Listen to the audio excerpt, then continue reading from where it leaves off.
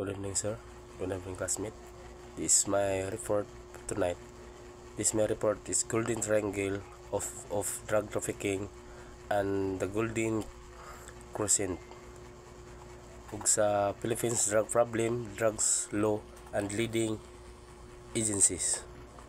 Ang Golden Triangle drug trafficking kay mao ni ang tulo ka lugar sa Laos, Thailand ug Burman. Mao ning ang lugar, tulo ka lugar nga gihimuan og heroin, ginahimuan lang mga drugs, pero sa kadugay kini ang ilang produkto ay nagkababa, ang ilang opium. Pero isa gihapong kini sa importante sa mga negosyante og opium sa drugs, og kini ginahimo nila o baligya sa mga lailahing lugar sa mga religion din sa Golden Crescent o sa Afghanistan, Pakistan, Iran ug India. Kini pod ang Golden Crescent upat ka lugar sa gikanan og opium ug heroin. Ang Golden Crescent kay naay taas na history sa paghimo og opium. Nagsugod kini atong 1950s, labi na ang Afghanistan. Ang Afghanistan mao ni ang pinakadako nga produkto sa mga opyo, og kini nagbuo sa higit 90% sa pangkalibutanong produkto sa mga opium. Gipaagi kini paghimo og heroin og drug sa trafficking ug uban pa sa destinasyon, labi na ang example lugar sa Europe, Africa, and Asia. Sample sa akong nabalaan, ang Afghanistan mao ang pinakadako nga produkto sa mga opium o heroin sa paghimo. Tapos kini niabot og 90% sa paghimo paagi sa mga heroin o mga uban pa. Og diri na punta sa Philippine Drug Problem, Drug Law and Leading Agency.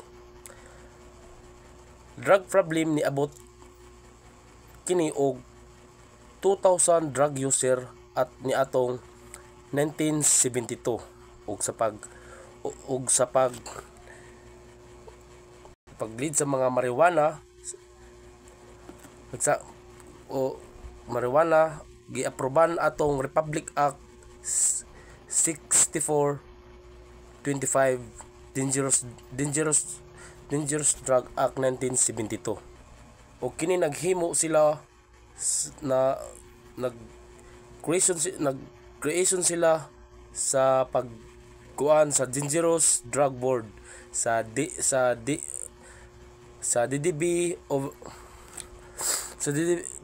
Observe Drug Police Enforcement Rehabilitation and Prevention. O kini nagpa-approve og sa pagtabang sa mga DOH, DSWD, DOG ug sa DND, DOF og sa NBI. Og i-amend nila kini sa pag-enhance sa drug policy ug sa batas pambansa 179/1982, which classified more narcotics o dangerous drug. Ug sa 1990 so intensified anti-drug effort, including uplan iwas kontra droga, mamayan ayaw sa droga. Nagkuan pod ang PDEA, nagkuan pod sa program like sa mga community service o gi-advance pag-improve ang anti-drug program.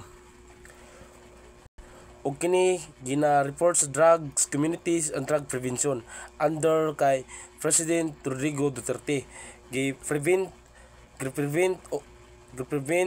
sa pagbikam sa priorities sa leading community base ug sa rehabilitation drug free workplace policies and Philippines anti-illegal drug strategy under 06-2018 giaming pag